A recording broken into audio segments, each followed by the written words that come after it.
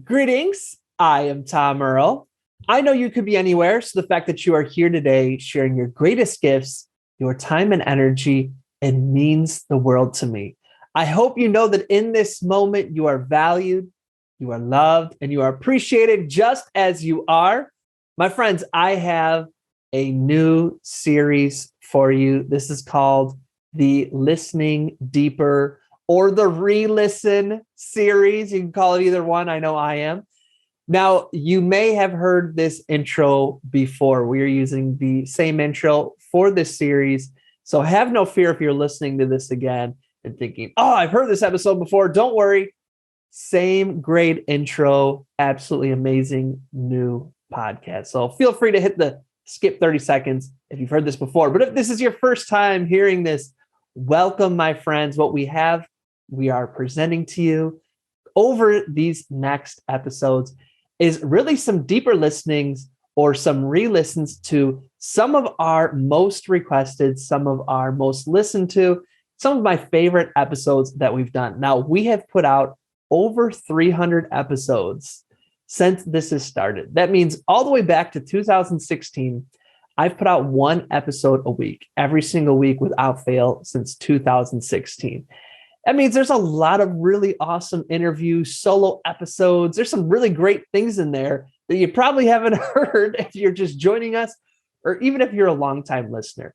So what I want to do is pull together a number of my favorite ones and your favorite ones that you have listened to or that have been listened to before you. And I want you to either hear them fresh for the first time or give them a re-listen yourself. I'm telling you, I have re-listened to each of these and really just thinking about where I was in my life then or the wisdom from then that applies to now, because some of these are going to be from 2016.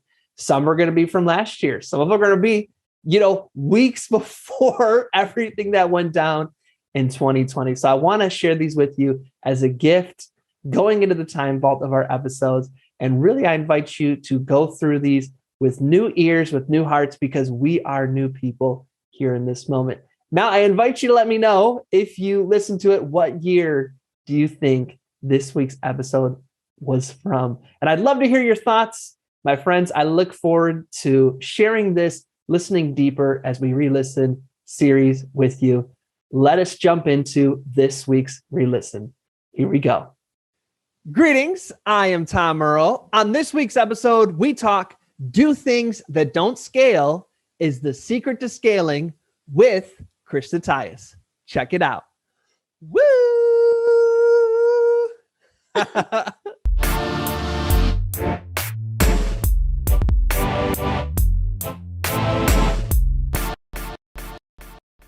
As you can see, I am not alone. I have back by popular demand. I've gotten so many DMs. When are you bringing Crysta back? When are you bringing Crysta back? We're sick of seeing your face. We want Crysta back. Crysta Tyus is back in the building, y'all. How's it going, Crysta? Hey, Tom. How are you? Thank you for having me back. Of course. Did you know that there was like this huge, dedicated, loyal following of people who listen to my podcast that are like always asking, did you know this was happening? No, I had no idea. No idea. So we are so appreciative and grateful. I know that you are super, super busy. And so it's just, your generosity is so amazing. So thank you so much. Thank you. I enjoy being here and definitely talking to you. I enjoy it. So thank you. Of course. So for the folks who are like, what was this episode? TomEarl.com/Crysta, Crysta. That's where you can find the replay from the last one. I want to recommend, if you haven't listened to it, why don't you go ahead, hit pause, go listen to it, come back. It'll give you some nice context. So, but just as a little reminder, Crysta Tyus is an online marketing consultant who helps service-based businesses get clients from social media, master sales without being salesy, and build multiple six-figure incomes. Crysta, what's been going on? When we started talking last year, the part of your story that just motivated and inspired so many people was how you shared with us how in less than 1 year, you went from, experiencing homelessness to being in an estate. I think that was the word you used to describe it. A huge Michigan mansion.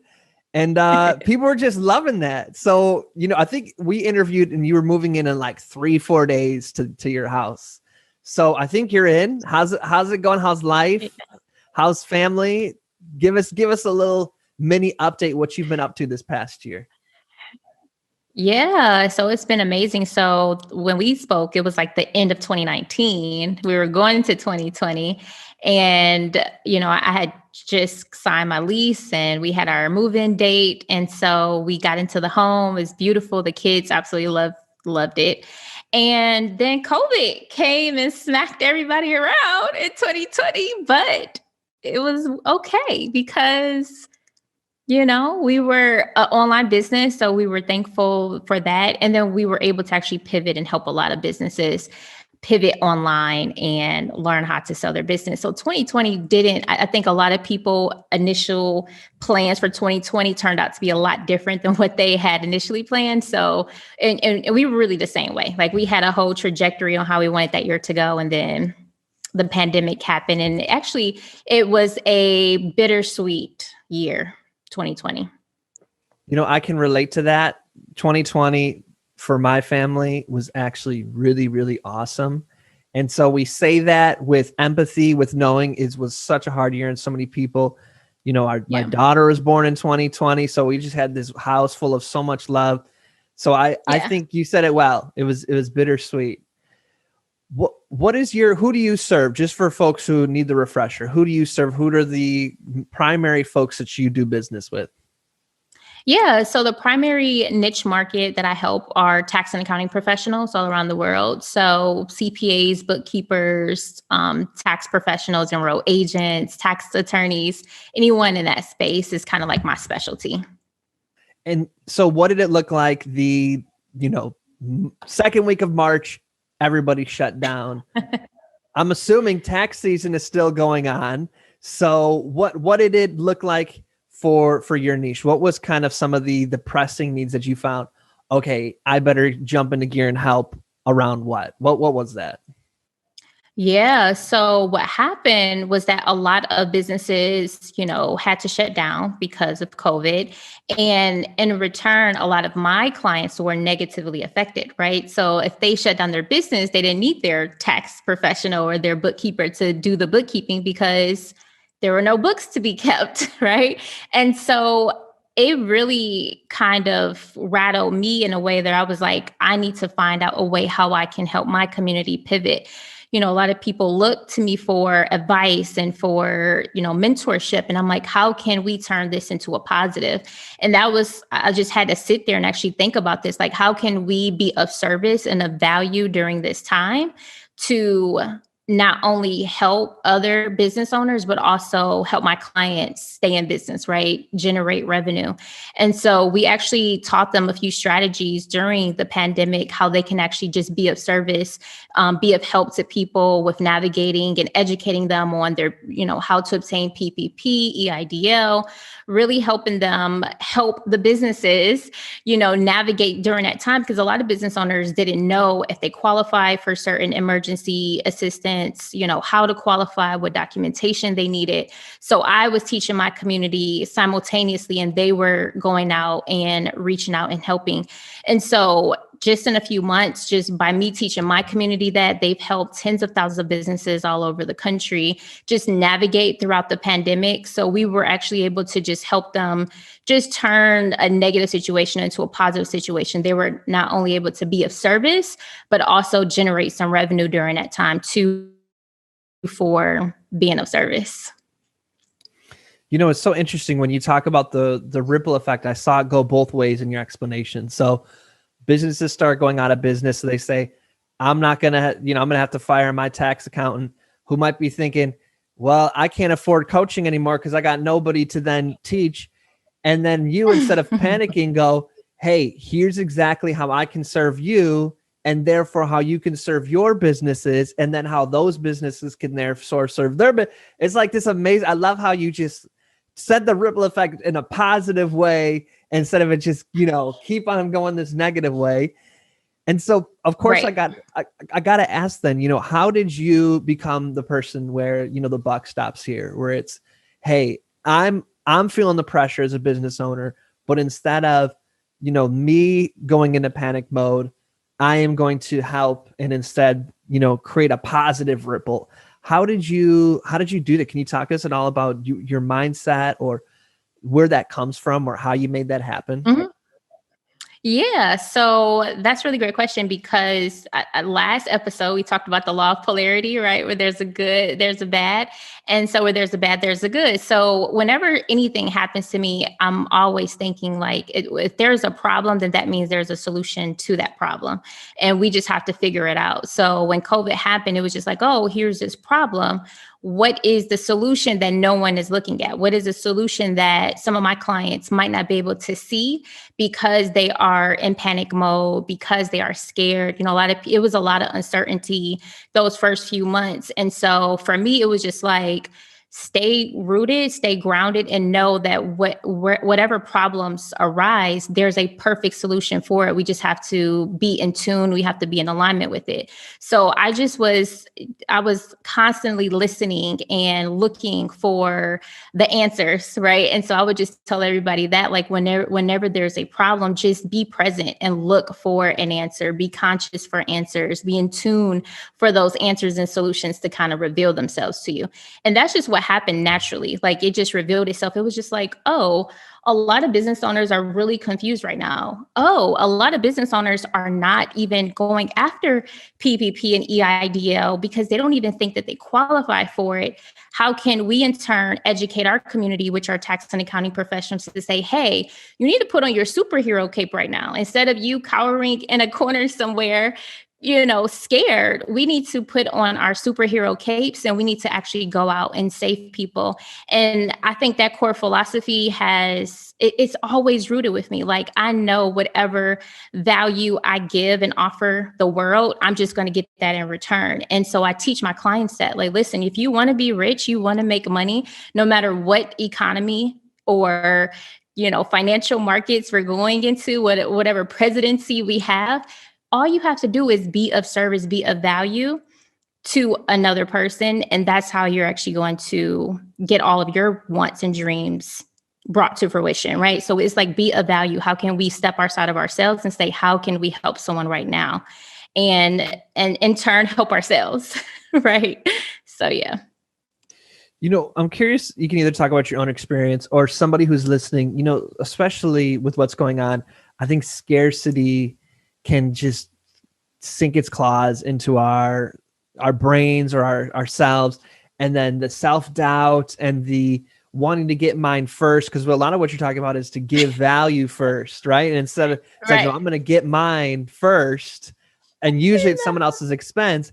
How do you, if it comes up in you, or, for people who are listening, how can they, get some of this abundance magic that you're just like radiating, that we're just like, yes, Crysta, let me have some of that abundance magic. How do you cultivate that? Or if somebody's feeling like scarcity just got such a grip on them, what thoughts or reflections do you have for them?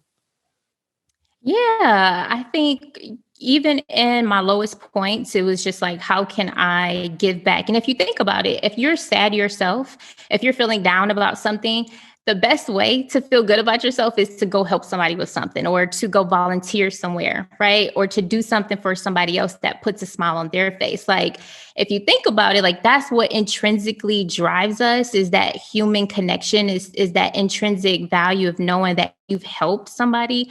So I would say, no matter what is going on with someone's internal situation or external situation, that you can always typically change that by being of value, being of service. And so that mindset is, Crysta, if you're going through some things, or if you are unsure, it's like, I get clarity through taking action. And I take action by helping more people, or just simply talking to people, right? Simply learning like what issues they're going through, what are their pain points, because that's when you actually start to learn, and you can really be in alignment to those answers and solutions that are going to be slowly but surely revealing themselves.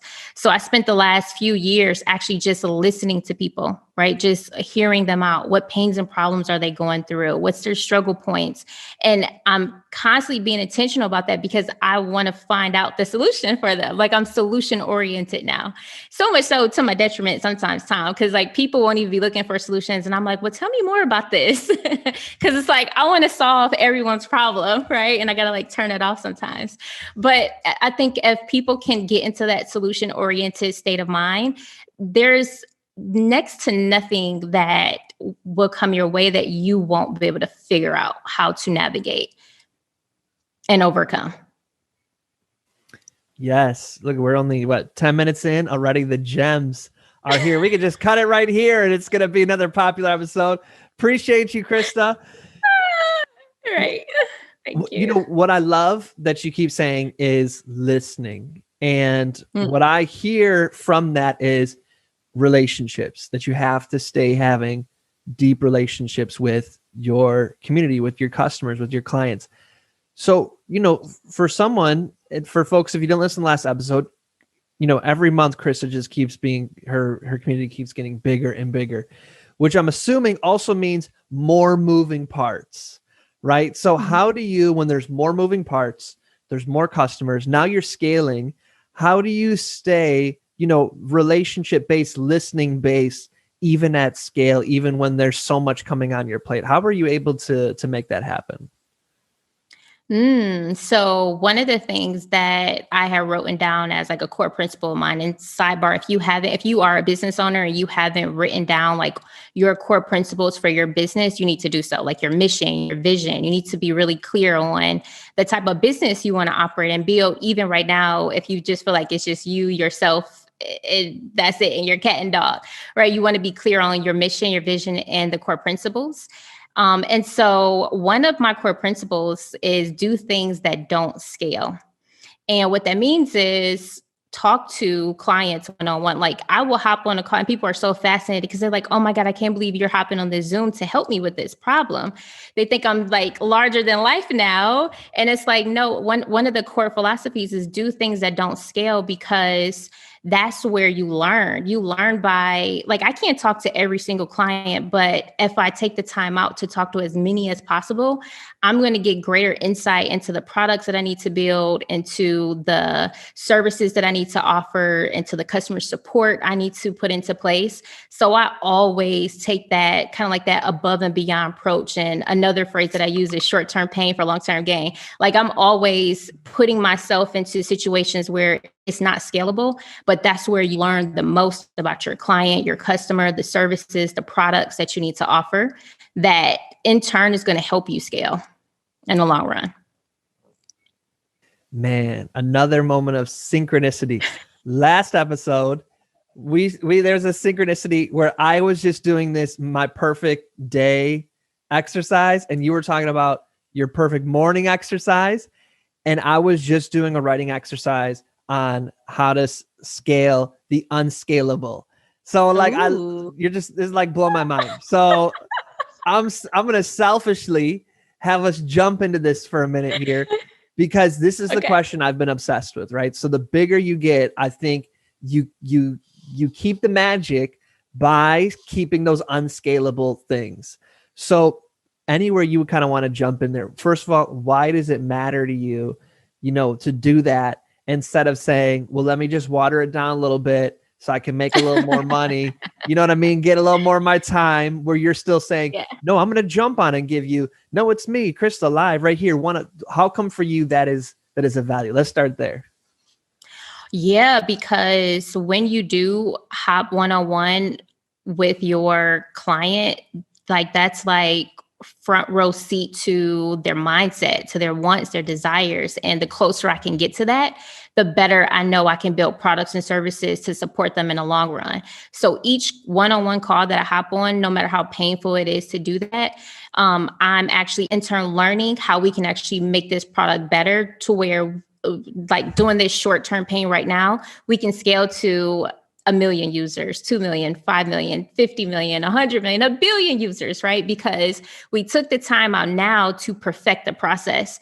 And perfection takes time. It takes a few years. People think that once they hit a certain level in their business, they're like, I don't talk to clients no more. I don't do my own calls. I don't, it's like, no, I do my calls because that's where I'll learn how to create better products and services, because I know I'm playing the long game. I know if I put in the short-term work right now and even short-term might be 3 years, it might be 5 years, it might be 10 years, right? I don't care. But all I know is long-term strategy is how can we get as close to perfection with our products and services? And perfection means like whatever their ideals are, like if someone could just and lose weight, then that's perfection, right? So how can we move forward to getting as close as possible to this perfect product or service that our clients, we're just taking away a lot of the complexity for them? How can we make it easier for them? How can we get them results faster? And the only way that you're going to be able to really do that is if you do things that don't scale. You talk to them one-on-one and you hop on when they're having that pain and problem, like right when they're having it, so you can experience it live and help them troubleshoot. That way I'm constantly putting myself in like the customer's state of mind and their position. And now with that vantage point as a business owner, you're dangerous because you can see where the gaps and the inefficiencies are in the marketplace. And then now you can create those solutions and reap benefits once they actually start to scale down the line, once they actually start to scale. So for me, it's just a long-term play, Tom. I know I'm in this for the long run, and I know I want to create perfect products as close to perfection for my clients as we can. And the only way that we're going to be able to do that is if we talk to them now and we're in their face and we know what their pains and problems are. Makes you dangerous to your competitors, y'all. Dangerous. I like that. That's got to be the name of something, becoming dangerous to your competitors. That's good copy right there. Yes, it is. It is. I'll click on it. Y'all, I am selfish. I need you to know that I am selfish. And the reason Crysta is here, because you are one of my favorite entrepreneurs. And this long game you have in mind, when you're like, everybody, I remember the year where all of a sudden everybody was like, Gary V. It happened like this one year. I don't know if you noticed that. And like, I'm not saying you're not already niche famous, but I envision one year where it's gonna be like, out of everybody's mouth, it's gonna be like, Crysta. And I'm gonna be like, I have a podcast you should listen to. Right. Thank you for that. Thank you. So I'm curious about this. How often do you this what you're talking about now? So I'm, scaling the unscalable. So I'm going to do one-on-one calls because I'm going to know this. It's going to make me dangerous to my competitors, that kind of stuff. Is that something that you just kind of intuitively just start doing? Or, do you have a process for like, let me sit down, let me write down, or let me go for a walk and think about this? Can you tell me a little bit about the, personal development, business development process that you do to be as intentional and strategic and dangerous as you are? Yes. So I love to follow people that I aspire to be like. And so I learn a lot from reading a lot of books by different billionaires, right? Ray Dalio, Jeff Bezos hasn't written a book yet, but he's had a lot of books written about him and his mindset and his thinking. And so I know the bigger long-term goal of where I want to go. So I just follow people that are living that and being that. And that helps me to understand what I need to be focused on now. A lot of the people that I do follow, like Jeff Bezos, the success that he has now, he always says it's not from 2020, where the pandemic might have helped him extra 137 billion in assets, revenue he's gained that year last year. But he set that foundation several years ago, right? Like he set those foundations, those processes, those systems to even be able to benefit in 2020 with that business model during the pandemic. So it's like knowing that a lot of the people that I aspire to be like, they they always think long term. Yes, short term, revenue and cash flow definitely matters, but they're always looking at, well, what could this be 5 years from now, 10 years from now, 20 years from now? And I think a lot of people don't look at it like that. Like they're so short in the now with their business. I'm already 10 years, 15 years out, and I'm thinking about, well, what are the products and services that are going to be needed then? How can I start working on those today? So that's what kind of keeps me grounded. And I'm constantly listening to my consumers. I'm listening to my clients so I can have like that long-term dangerous strategy of creating products today that are going to be wildly profitable and successful 10 years from now, 15 years from now. So I'm hearing you and I'm with you. And for one, you're a genius. So there is a skill thing to this, right? There is an innate skill and level of genius you have for business. Yes. Okay. We're not going to downplay that.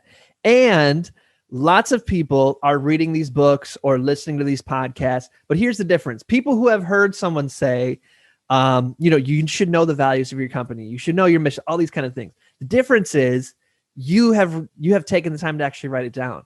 And like, it so well, you can recall it in an interview and then have Tom Earl ask you 7 million follow-up questions on it. What is it that in your mind you tell yourself, because you're super busy, like we're going to get into it here in a sec, like Crysta runs this super busy company, probably more busy than a lot of us. And yet you find the time to actually, do those things that might not give you the ROI now, they give you the ROI many years from now. How do you create the discipline and the structure to invest in things that aren't going to give you that ROI for many years?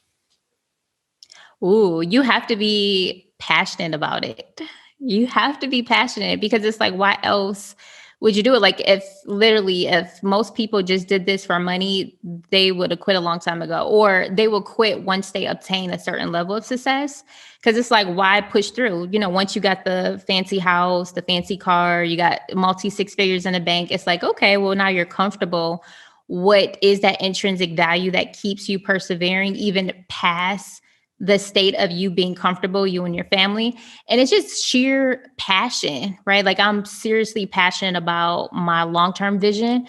I'm seriously passionate about just building a long-term sustainable business that can be passed down for generations. I'm seriously passionate about like helping billions of people. And I'm constantly like daydreaming on what that would feel like. What would that look like? What product is that? What service is that?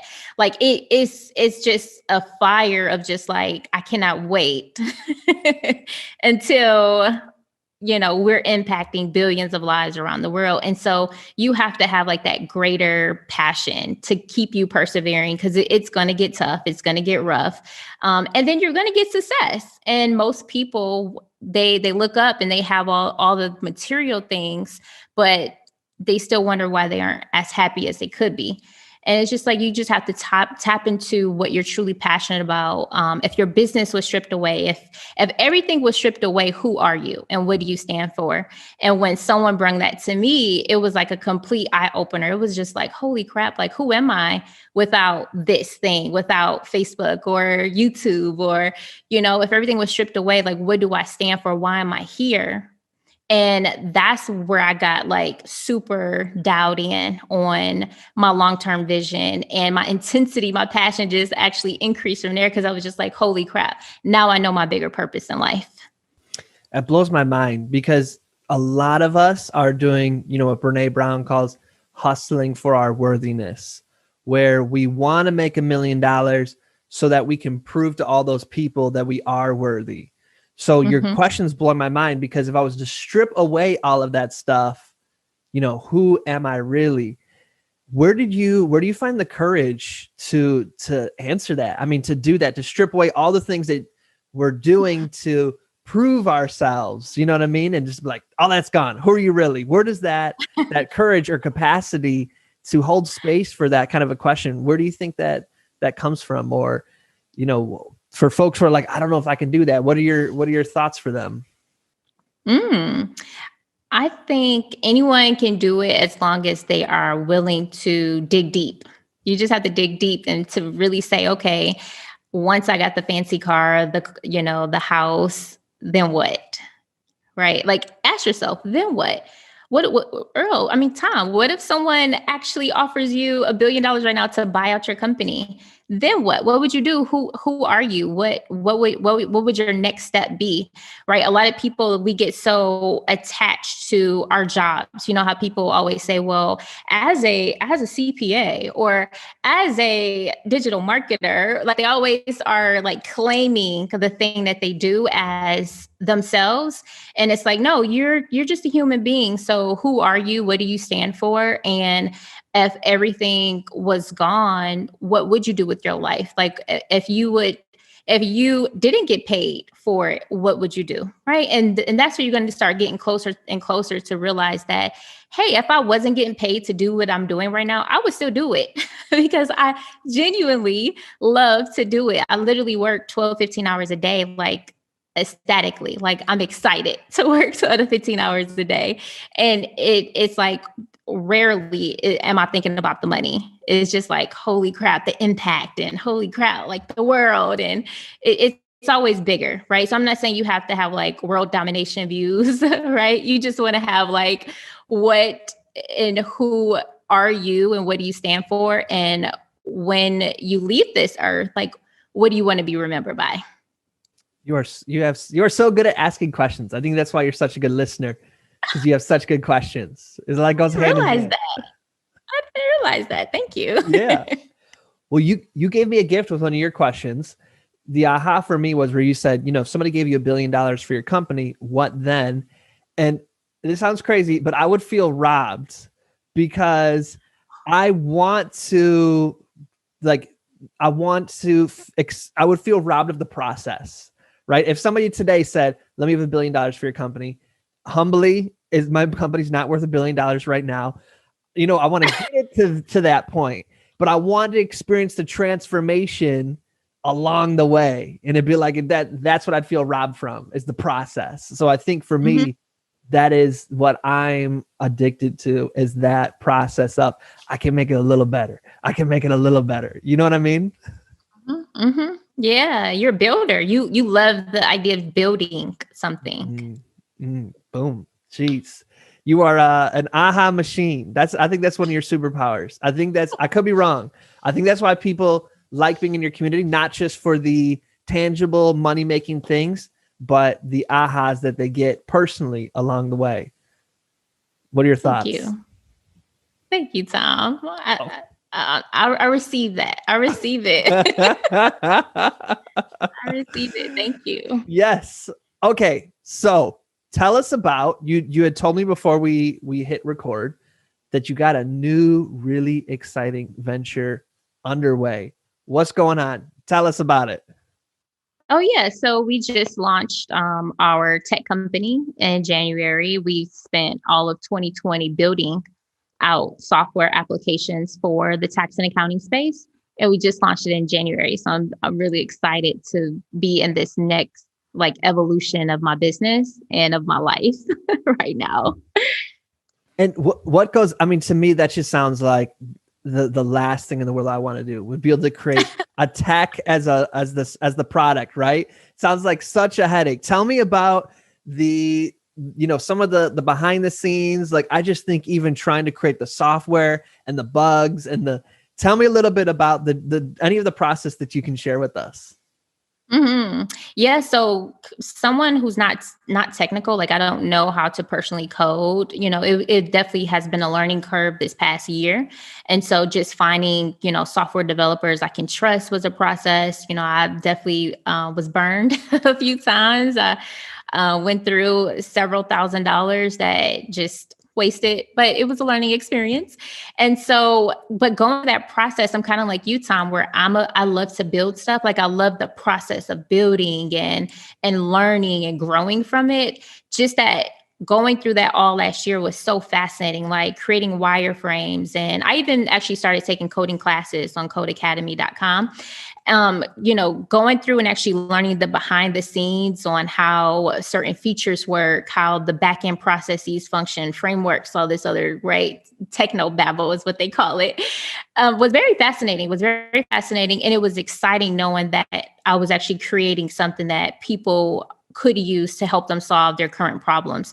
And that's where it stemmed from. Like after, consulting in this space for a few years, and literally, no hyperbole, I've literally spoken to thousands of people over the past couple of years, understanding that they still had issues with onboarding clients virtually and, running their virtual practice management. Like this is all new, really, that we're stepping into over these past couple of years. And especially 2020 really propelled us and pushed a lot of service-based businesses to become virtual if they already weren't dabbling in it before. And so it just happened to be just the right time. Like I was already creating these software applications before COVID hit.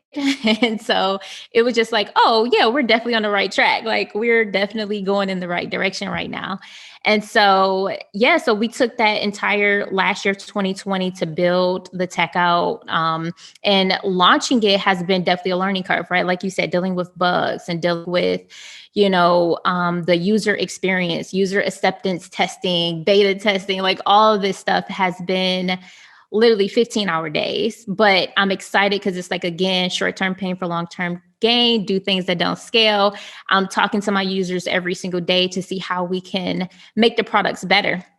Right? How can we streamline the products and get people to where, again, to perfection? Like this is the only system that they need to actually start, grow, and scale their business, their tax and accounting firm. So that's been insightful. And clients that if they see that you're going above and beyond, they'll deal with the bugs for now because they're like, oh, okay, well, it's buggy right now, but she's hopping on Zoom with me and we're like working it out, right? And they're giving me so much insight on the features that they want and the workflows that they want to see. And so it's exciting because we're literally building something from nothing, right? That's amazing. And I always go back to everything big was once small. So I always remind myself those principles. I had a bunch of, this is always what you do. I have a bunch of questions and then right at the end you drop something in where I'm like, no, I got to ask about this first. What are your one-liners? How do you develop them? Do they just drop into the space and you remember them? Like, talk to me about that. My daughter's excited too. I don't know if you can hear her. She's like, yes, ask that question. No. Right. No, I don't know. They just come to me. They're a compilation of like sayings and quotes that I've seen over the years that just pop back into my mind. Like, oh yeah, that quote, it fits right very well right now. I love it. So, my question was I want to get a little nerdy here so how do you even find a developer? Okay, let's start there. I'm not going to throw them all at you at one time. How do you find a developer? How do you go out and do that? Talk to us a little bit about that process. Yeah. So just job marketplaces. So Indeed, Upwork, I just posted job postings to look for software developers online. So we've been, I went through a lot of developers to get to a handful that can help me and build out the tech. So this could just be my own insecurity. You might not have this problem at all. But I know other people have had this too. It can be some like awkward when somebody sucks to be like, you suck, I'm done with you. Did you? Because that's what it's sounding like. You spent money on some people and they weren't any good and you had to bless and release them. Did anything come up? Like, how do you, like the mindset process of finding that perfect person?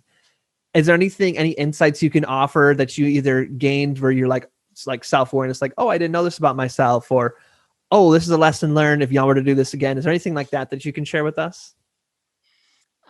Let's see. I have so many lessons from just going through this process and a lot of stuff that I learned about myself, just how to be a better CEO, how to manage people better, how to communicate better. Like it has all been a very learning experience. But I would say one of the things that I probably wish I would have known before was just to take my time. I was in a rush, like I was in a rush because I was excited. And I'm like, and I tend to give people the benefit of the doubt, like, oh, Tom sounds like, or such and such sounds like they can do, let's just go with them. Right. And I think now I'm very slow to hire now. It's very slow. So now it's like, we got to go through 3 or 4 or 5 interviews. We got to do a test because it's like the quality of the product can't be compromised because we hired fast or we didn't properly plan. And that's, I literally, I probably burned tens of thousands of dollars last year just by not properly planning and by executing too fast before we had proper plans and by not hiring the right people for the right position. So all of that has been a learning experience. So now I take my time. And I didn't understand why tech companies, I don't know if you've heard this before, but tech companies, they would say that they typically do like several interviews for software developers and for key like C-suite executives, right? I don't know if you heard that buzz out there in the internet streets, but it's not uncommon for like Google to put you through like 5 to 6 interviews with like 5 to 6 different key executives, including like the CEO. At one point, they were doing their direct hires. Now, I think they still might for certain hires. And I would think like, man, that's a lot of work to go through just to hire. But after going through this past year, I see why they take so much time like learning this person, right? Not only their skill sets, but, just that person's core values, their work ethics, how they view work-life balance, all those things culminate to the right person at the right time. And even when you still do all that, it's not a perfect formula, but I think definitely hiring slower and having a plan and not moving so fast would be something that I would do over. Or a lesson learned. I appreciate that you sharing with us those gems. I had a similar experience where we were hiring for a position and we had about 100 people apply, which is a lot to go through. So a part of the application process was we had, it was strongly suggested that you watch the About Our Team video. And then in the About Our Team video, at like right towards the end, I say, I want to reward people who watch this. The password is, and I gave a password. And I said, now make sure that you include this password on your resume or cover letter. Out of the 100 people, only around 10 actually sent us the password. So we didn't read any resumes that didn't include the password. Is there any like little things you found, like questions or things you found that like, boom, cut through the clutter for you? Oh yeah, for sure. Same thing. I will put on a job description to send us a overview and no more than 3 sentences on what you think, how you can contribute to the company based upon our About Us section, for instance, right? Kind of the same thing that you did. And surprisingly, out of 300 people, like 25 actually read that and did it. And it's like, okay, like it just makes it a lot easier to disqualify. So I love putting in little things like that to just disqualify a lot of people, even though a lot of people that were disqualified, they had the credentials, they had the skills. And it's just like, but how much of a good employee were you going to be if you couldn't follow directions or if you couldn't read through the instructions? Especially for a details job like coding. Oh yeah, for sure. For sure. Okay, so you're launched. How's that going? How do you promote? What do you see as the difference between the sales process for getting people to sign up for a software versus, like a course or a coaching program?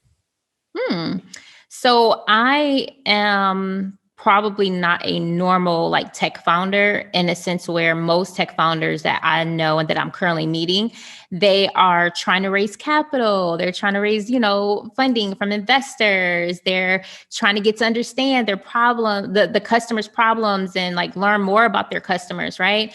And so I've been able to benefit by having kind of almost an unfair advantage because I've been actually consulting in the space for 2 years. I've already have an email list of already over 15,000 people. I already have a community of paid clients. So that trust me and that, know that I'm only going to recommend quality products and services to them. So the initial launch has been amazing. And we only launched it to a very small, like group of people just to make sure it's tested first to get through the debugging and all of that good stuff. So that has been amazing. And so there's no difference on how I sell it. Like I still use content. I still talk about the problems that this thing is solving, just like I would a course, right? What's the, the problem that you're helping to solve? What solutions are you going to help people achieve? And then just kind of really demoing it to them. And I think it's been, I don't know, it's been a little bit easier, I think, to actually sell software than it is a course, because they can actually go in there and test drive it, right? You give people a free trial period. They go in, they can see for themselves, like, is this something that's going to be beneficial for me and my business? I love that. I love that. As we're getting ready to wrap up here, there's a couple more questions. One that comes to mind is my wife has this phrase, this ethos that she believes in. I think it's going to resonate with you. She always says that your community is your wealth and your wealth is your community. And I feel like that is the way you have built up your business, is through investing in relationships. Am I missing the mark? Oh yeah, for sure. And I wouldn't have never looked at it like that until last year, like that I have built up relationships, and I didn't even look at it that way. So yeah, you definitely hit the nail on the head.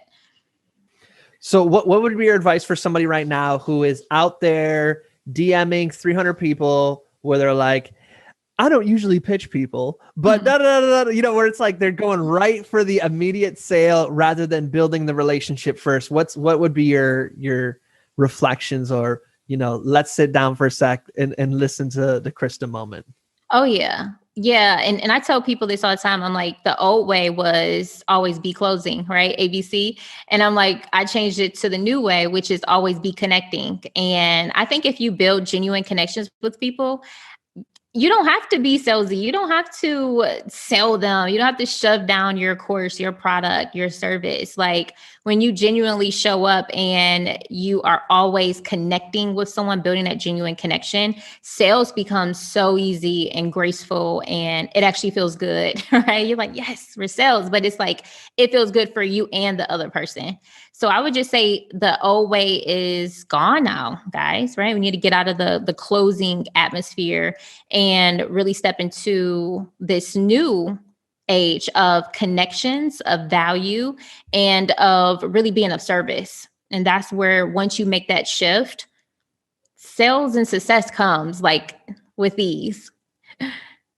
Are you still using, or do you still advocate for using LinkedIn to start a conversation, then book a call, talk with folks on the call? Do you still advocate for that, or are you doing something different? Is that no longer working as well?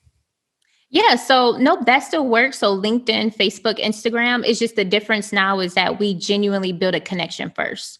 So I don't know if I explained that on the first session, on our first interview, but that's exactly how we do it. We genuinely build a connection with this person.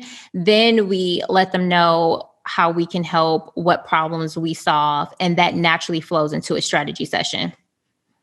And I'm assuming you do that through the awesome questions that you have, asking them some questions and listening. Is that what am I guessing right? Asking them some questions and listening, and then also a little like sales psychology too in there, right? Because people like to do business with people subconsciously that they know, like, and trust, or that are similar to them. So how can you immediately build up that connection within the first 10 seconds where this person subconsciously feels like, man, me and Crysta have a lot in common. Like, man, she's cool. And they kind of let their guard down because you did take that time out to build up that connection first. Then you go into actually, building the strategy, right? Of like explaining what you do, and then easily transitioning them into a connection call. Any tangible examples or suggestions for how you do that? Yeah. So, for instance, if you just had a beautiful daughter, I would say, "Oh my God, Tom! I looked at your page. Your daughter is absolutely gorgeous. Congratulations! I remember when my daughter was 1 year old. She was too cute, but she also, those terrible twos are coming up. So be on the lookout. Ha ha ha. Right. Like, I will say something where subconsciously you don't know I'm doing this, but I'm building up the connection to show, Tom, you and I are just alike. We have a lot in common. I have a daughter. You have a daughter. Right. And I'm saying that within the first 10 seconds of the conversation. So our conversion rates of getting people on the phone has actually quadrupled, because now we're actually going in and we're building those intentional connections for the consumer or our prospect to feel like, man, we have a lot in common, but they're subconsciously thinking that. They don't even know that that was a thing, right? They're just like, oh, she's really cool. And she has a daughter too, honey, look, right? And so making those genuine connections are game changer. Game changer. What's the phrase you were saying? Do the unscalable. Is that what the phrase is? Mm-hmm. Well, do things that don't scale. Do things that don't scale. Y'all, you cannot scale. You can't AI that opener, right? You can't AI, Tom, I saw your daughter. She's almost 11, right? And I think that's where people mess this game up, because they're like, hey, and sometimes they even mess up the code. Hey, first name. You're like, busted. Right, exactly. Hey, no. I love that. That's so awesome. Yeah. So Crysta, if you could right now send a letter back to yourself 1 year ago, the last time we talked, 2019, December 2019, what would you want Crysta December 2019 to know?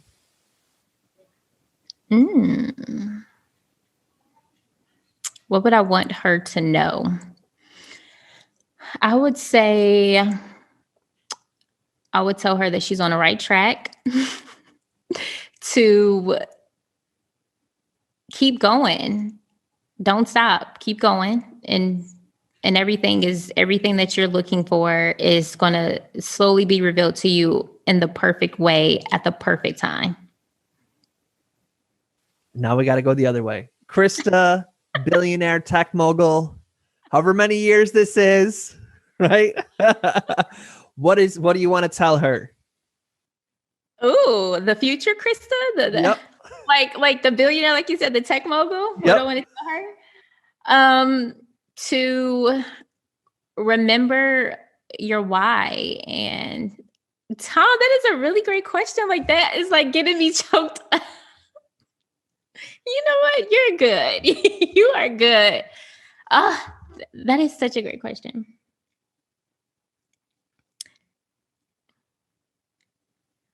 Whew.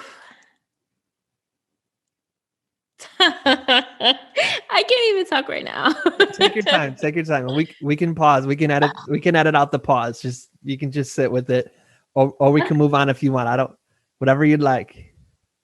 I don't know why that was so intense just now. So future Crysta just needs to remember your why. And remember your purpose on what you're doing and why you're doing it. I cannot believe that just overwhelmed me just now. Thank you, Tom. That question completely overwhelmed me. But yes, remember your why and to remember your purpose. And tell me, feel free to at any point to say, Tom, move the hell on. What do you think it was, if you're willing to go there with us? What do you think it was where do you think that hit, or why, or anything that you want to share? Oh, what was that? I think because it's true. Like there is billionaire Crysta right now. It's just I haven't caught up with her yet, right? And so it was surreal to just talk to my future self just now, because I know that that's already happened. It's already materialized. It's just I'm not experiencing yet. So it was just a very surreal moment just to just have that moment, like, holy moly, like billionaire tech, the philanthropist, right? Like she's there. And so, yeah, I think that's why I got emotional. That's awesome. Well, I 100% believe in that vision. I see that vision. You're amazing, Crysta. I want to thank you so much once again for being here with us today, for sharing your gifts, for your passion, for sharing your heart with us. Is there anything coming up that you want to speak to before we start to close out? Anything coming up? Like, I mean, like in your heart, like, is there anything that you wanted to speak to, that you're channeling, that you wanted to give voice to before we start to close out?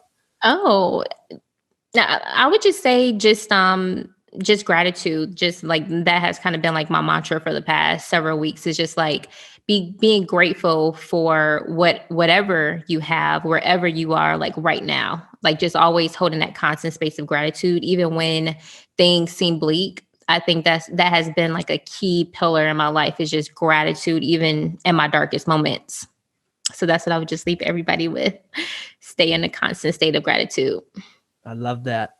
So, Crysta, for the folks out there who want to DM you, who want to email you, or whatever way that you want them to get in contact with you, so they can say, I appreciate you so much, and here's my money. What is the way? Where can they reach out? How can they get in touch with you? Yeah. So Instagram, I'm on Instagram at Crysta Tyus. You can send me an email. It's hello@CrystaTyus.com. And yeah, follow me if you have any questions. I'm always open and willing and ready to answer any questions that you guys might have. Show notes today, tomerl.com/Crysta T, because tomerl.com/Crysta is the last interview. So that's CRYSTAT, CrystaT.com. Crysta, thank you so much. I appreciate you. I am looking forward to Tech Billionaire Crysta, somebody finding this clip and DMing it to you, and you getting to look back and be like, I remember that moment where we saw each other. Yes. There's like a time capsule. You know what I'm saying? Yes. So thank you so much, Tom. I really appreciate you. Thank you. My pleasure. So our closing ritual is for you to share with those who are listening an invitation. So what would you like to invite them to do, to be, to consider, to think about, to evolve into, to start practicing? What's your invitation? Oh, yeah. So I just said it with the gratitude. So gratitude would just be my invitation. I invite all of the listeners right now, after this episode ends, to just sit there for 60 seconds and be mindful of everything that you have and everything that you are, whether, family, friends, your health, just being, right? Just being and feeling your heart right now. Just feeling yourself breathe, just being in that constant state of gratitude for life. That's what I will leave everybody with today. And I suggest, if you're cool with this, why don't we give people 15 seconds right now? We're just going to just pause for 15 seconds, and we're going to have y'all think of something you're grateful for. So go ahead.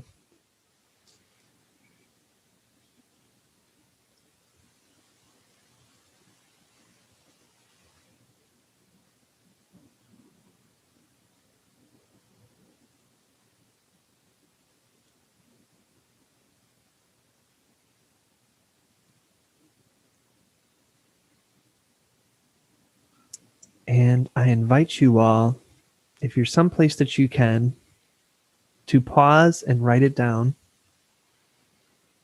And after you write it down, to say it out loud. Or if you're driving, or if you're somewhere you can't do that, I want you inside your head to picture yourself saying it out loud.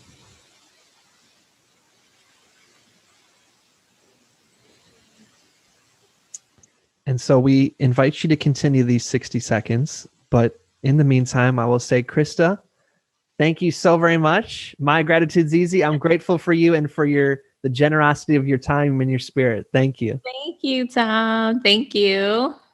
I want to thank you for listening to this week's Deeper Listening, Re-Listening series. I don't know how many more times I can squeeze in the word listening into this sentence. Want to thank you, as I shared in the beginning, for sharing your time and energy listening to this entire episode. As I said at the beginning, I'd love to know, do you know what year this episode was recorded in?